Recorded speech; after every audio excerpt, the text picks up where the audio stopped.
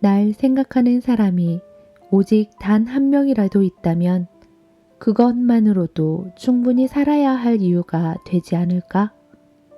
난 오늘도 나와 날 사랑하는 이들을 생각하며 용기를 내어 살아가고 있다. 아주 많이 버겁지만 태어난 이상 나도 이 세상에 눈부시게 아름다운 소소함을 누릴 자격이 있으니 말이다. 나 역시 누군가의 딸이자 형제이고 엄마이자 누군가의 아내 그리고 어느 누구의 벗이니까. 안녕하세요. 책과 함께하는 이야기 산책입니다. 사람은 저마다의 삶을 살아오고 살아가고 있겠죠. 모든 사람들은 자신의 삶이 의미 있기를 좀 더 나아가기를 바랄 거라 생각합니다. 그래서 나름 열심히 살지만 내 뜻대로 되지 않는 것이 또 삶이지 않나 생각해 봅니다.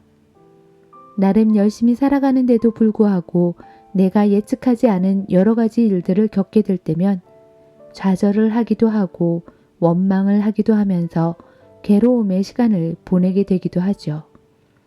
오늘의 책 나는 왜 남의 눈치만 보고 살았을까는 치유 에세이로서 작가님의 파란만장하게 살아온 삶의 경로들이 기록되어 있는데 와 정말 드라마보다 더 드라마네 하며 읽어내려 갔던 것 같습니다. 어떻게 하루하루를 버텼을까 라는 생각이 들기도 하면서 사람 일이란 모르는 거구나 참 다양한 감정들을 느끼며 읽어내려 갔네요. 저서를 읽으며 삶이란 죽으란 법은 없구나 했다가도 어처구니 없는 사건들이 일어나고 그 일들을 살아내는 시간들이 결국은 나의 삶을 단단히 만들어갈 수 있도록 도와주는 일이 되기도 하는 감정과 상황들이 느껴지며 아이러니하면서도 살아볼 만한 삶이라 느껴졌습니다.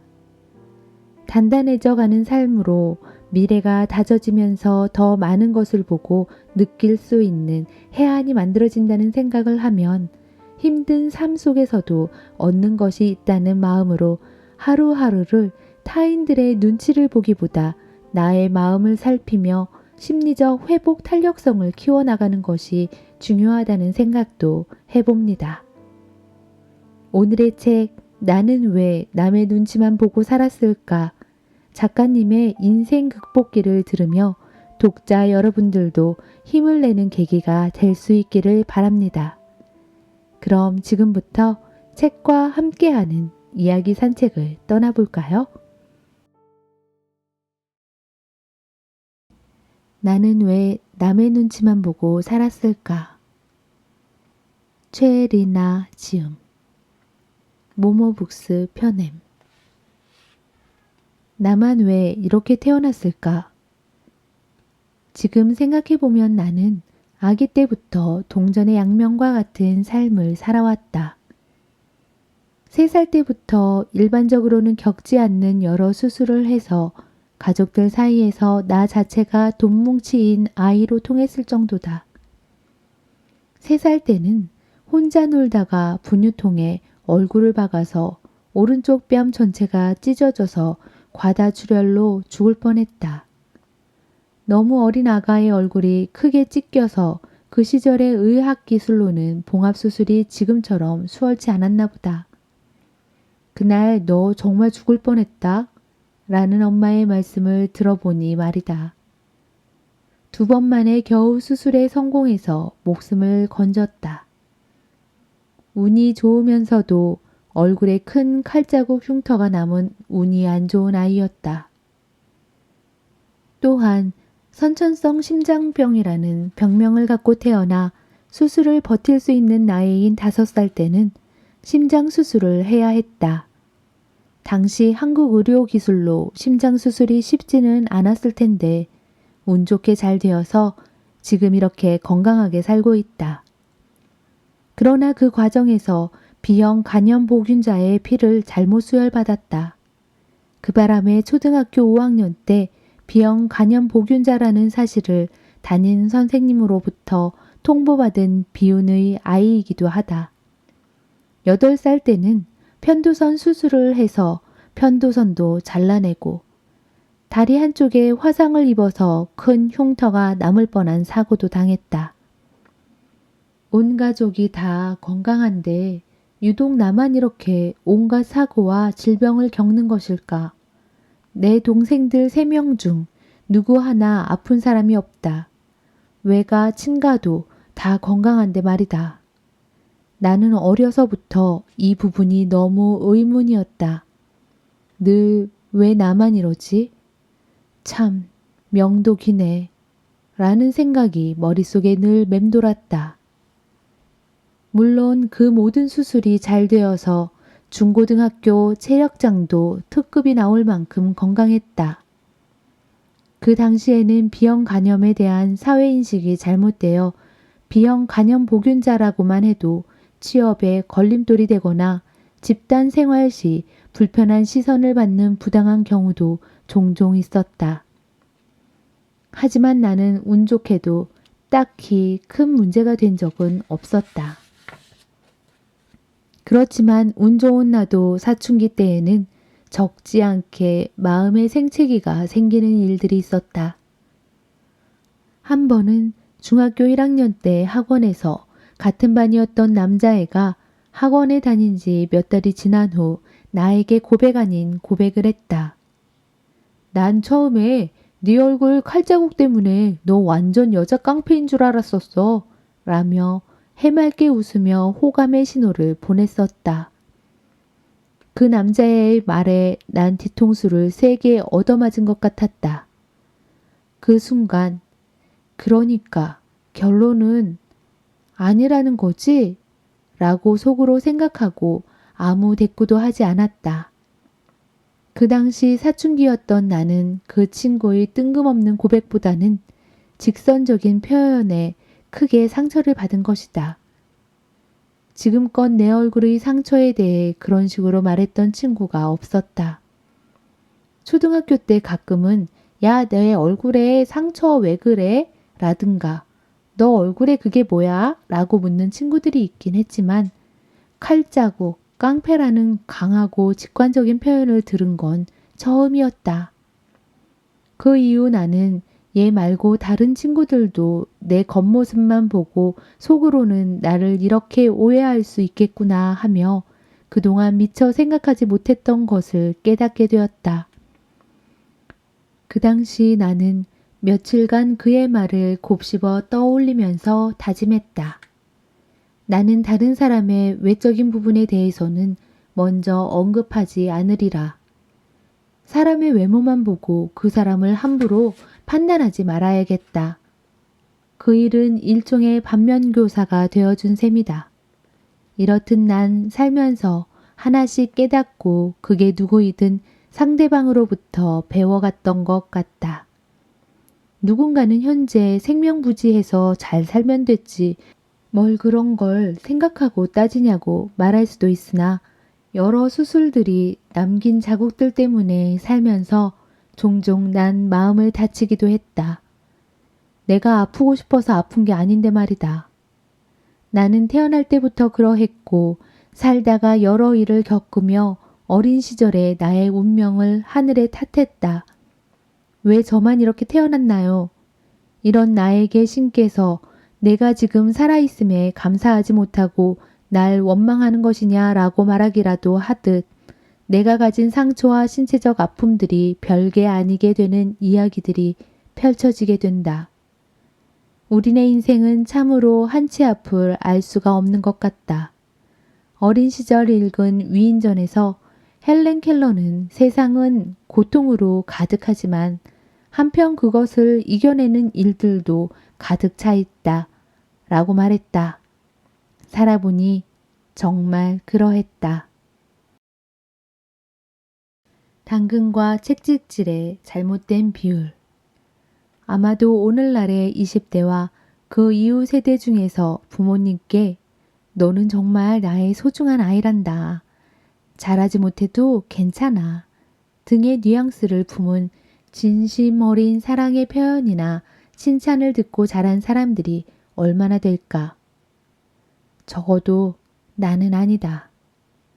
잘하는 게 있으면 그건 너무나도 당연한 일로 치부되어 언급조차 되지 않았고 늘 부족한 점에 대한 질책을 들으며 커왔다.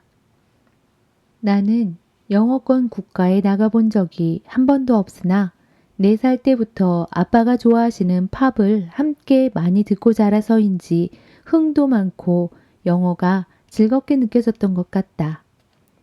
아빠가 미국 출장을 다녀오셔서 사주셨던 월트 디즈니사의 클래식 동화 시리즈 백설공주, 신데렐라, 잠자는 숲속의 공주 세트를 정말 카세트 테이프가 늘어지도록 들었던 기억이 난다.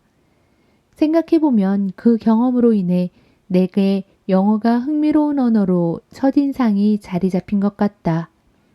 그리고 중학교 때 처음 영어라는 과목을 접했을 때 마치 사막에서 오아시스를 만난 것과 같은 환희를 맛보았다. 우와, 이걸 학교에서 배우네. 너무 행복했다. 누가 시키지 않아도 복습과 예습을 완벽히 해서 책이 너덜너덜 찢어질 정도였다. 다른 건 몰라도 영어에서만큼은 최고가 되고 싶었다.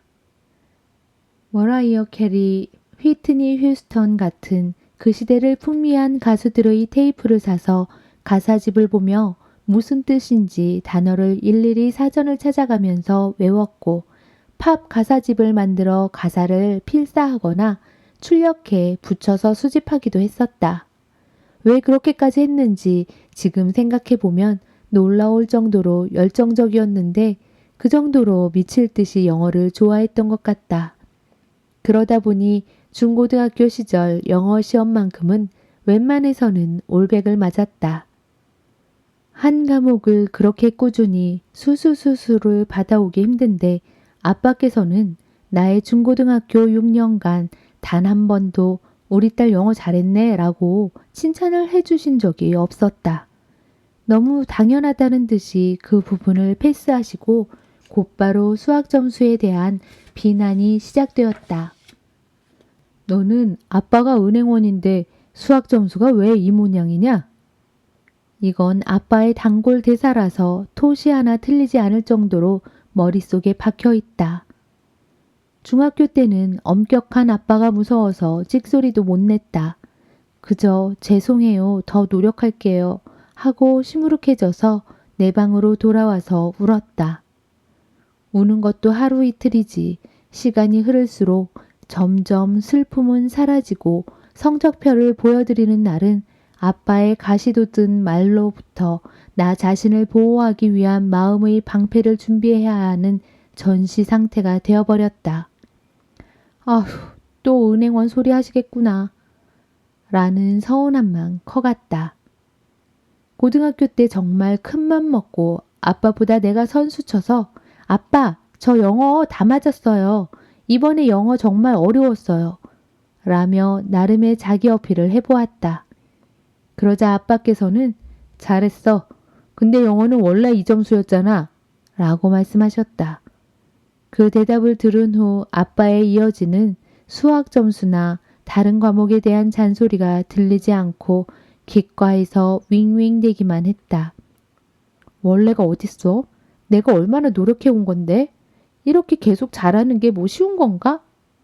내 딴에는 나름 용기 내어 말했던 터라 내가 예상한 어떤 시나리오에도 없었던 아빠의 말에 적잖게 충격을 받았다. 아빠에게는 그저 나의 부족한 점만 보이는구나. 그날 이후 나는 속으로 되뇌며 다짐했다. 나는 나중에 내 자식들을 칭찬으로 키울 거야. 아빠처럼 행동하지 않을 거야. 난 꼭 칭찬으로 키우겠어. 내가 못 받은 칭찬들 다 내 새끼들한테 퍼부어 줄 거야. 지금 두 아이의 엄마가 된 나는 나의 자식들을 정말 칭찬으로 키우려고 노력하고 있다. 20대부터 학생들에게 영어를 가르치고 나의 어학원을 운영했으며 심리상담을 공부하고 심리상담사가 되었다. 난 이 두 가지 일을 병행하면서 늘 적당한 당근과 채찍질의 비율에 대해 고민하며 연구하기 시작했다. 캠블렌 차드의 저서인 칭찬은 고래를 춤추게 한다처럼 칭찬은 사람을 움직이는 큰 원동력이 된다. 20년간 사회 경험을 하다 보니 당근과 채찍질도 사람마다 비율이 달라야 함을 느꼈다. 상대에 따라 칭찬도 적당히 할 필요가 있다는 생각이 든다. 자신감이 지나치게 강한 사람에게는 당근보다 적절한 객관적인 채찍질이 필요했고, 자존감이 땅으로 꺼져 있는 사람에게는 그야말로 끊임없는 당근을 주어야 했다. 양육 환경과 현재 처한 상황 등 각자 베이스가 다르기에 똑같은 잣대로 획일화된 칭찬과 채찍질을 해줄 수는 없는 것 같다. 다만 채찍질보다는 기왕이면 칭찬이 의욕과 동기를 부여해 사람의 마음을 움직이는데 훨씬 긍정적인 효과를 주는 것임은 맞는 것 같다. 난 가끔 의식적으로 사람들에게 진심 어린 작은 칭찬이라도 해주려고 노력한다. 매우 재밌는 사실은 그렇게 상대에게 빈말이 아닌 진심 어린 칭찬을 던지면 나 역시 기분이 좋아지고 그들과의 관계성도 훨씬 좋아진다는 것이다. 이렇듯 진심이 담긴 칭찬은 우리 모두의 삶을 윤택하게 해주는 것 같다. 나부터도 누군가에게 평가보다 칭찬을 들을 때 기분이 좋으니까. 재정비하며 다시 갈게요. 두 번째 이혼으로 난 많은 것들을 재정비하게 되었다. 특히 인생 처음 작은 문제로 힘들어지면서 더 명확히 인간관계의 선이 생겼다. 나의 힘든 사정을 알고 돈을 빌려준 친구, 동생, 지인 등 고마운 이들에게 돈을 갚기 위해 부단히 일하고 노력했다. 중간에 너무 힘들어서 한동안 못 갚더라도 미리 연락해서 사정을 알리고 사과했다. 그게 그들에 대한 도리라 생각했다. 그러다가 믿었던 사람에게서 받은 배신과 상처, 자식들에 대한 그리움이 몰려오면 매일 밑빠진 독에 물 붓듯한 희망 없는 삶이 너무 지치고 힘들어서 또 자살 시도를 하게 되었다. 세상이 내게 죽어라 죽어라 하는 것 같았다. 언제쯤 돈을 다 갚고 모아서 아이들과 행복하게 살 수 있을지 막막했다. 정작 내가 빌려준 내 돈은 돌려받지 못했는데 난 이 빚을 다 갚아야겠고 언제 다 벌어서 갚을 수 있을까 싶은 마음에 내심 속상하고 내 돈을 빌려놓고 깜깜무소식인 인간들에게 우라통이 터졌다. 그때 내 곁에 있어 주었던 지금의 나의 남편의 말에 따르면 나는 이 당시 언제 터질지 모르는 시한폭탄 같았다고 한다.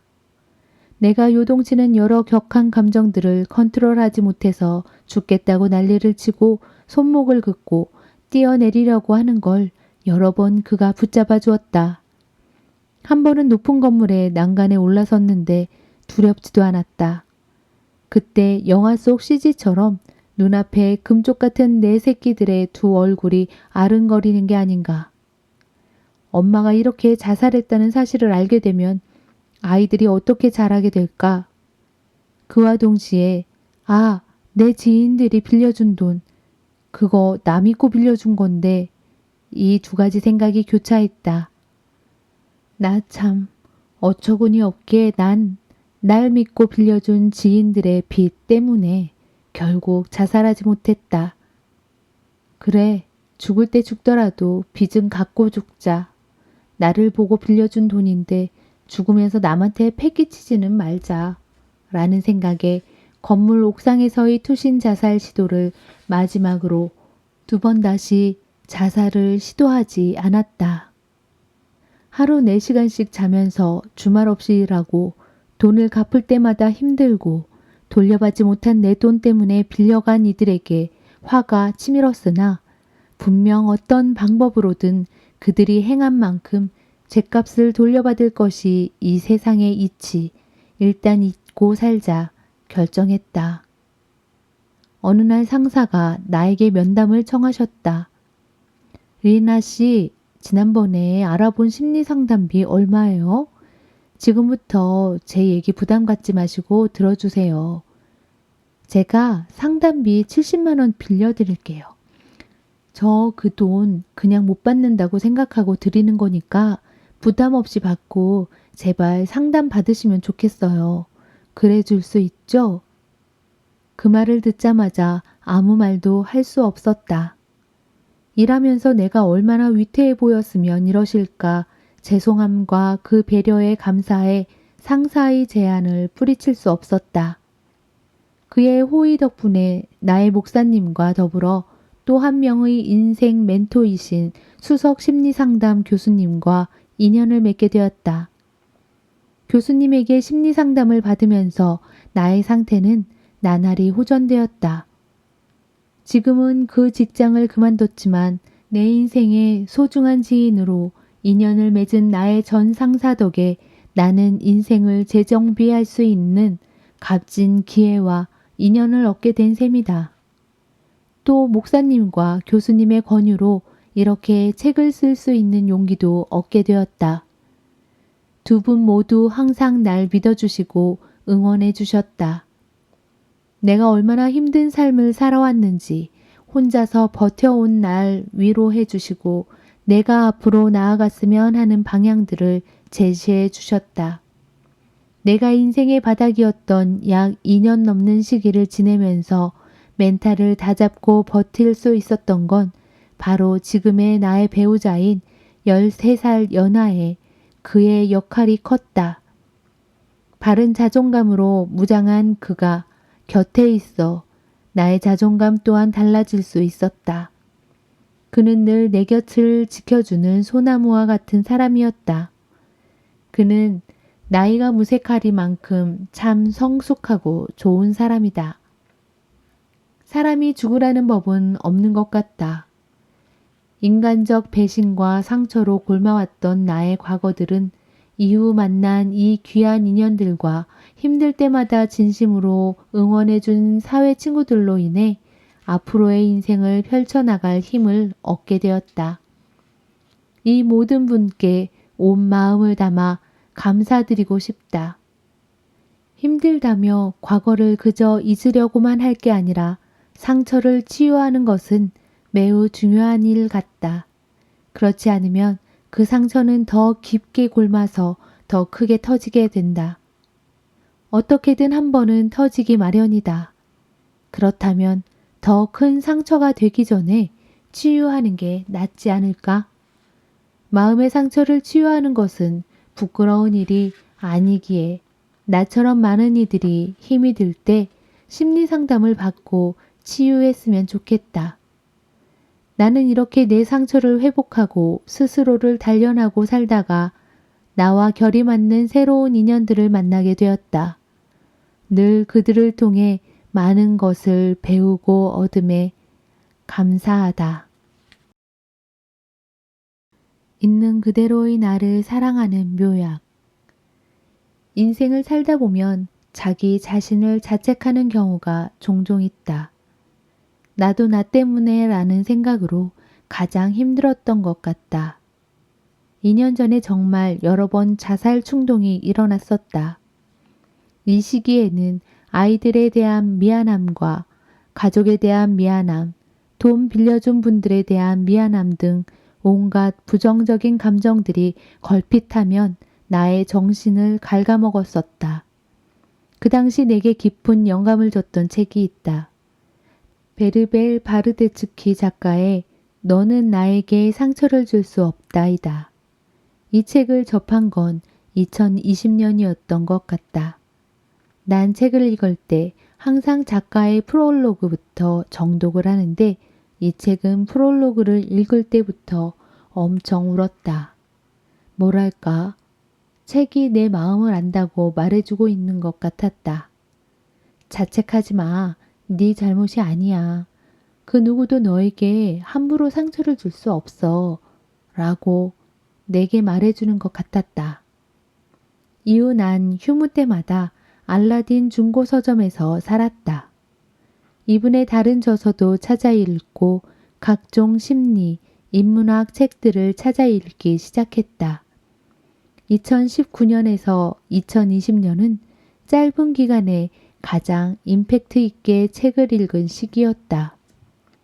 읽다가 좋은 문구가 있으면 핸드폰으로 사진을 찍어서 간직하고 틈이 날 때마다 다시 곱씹어 읽곤 했다.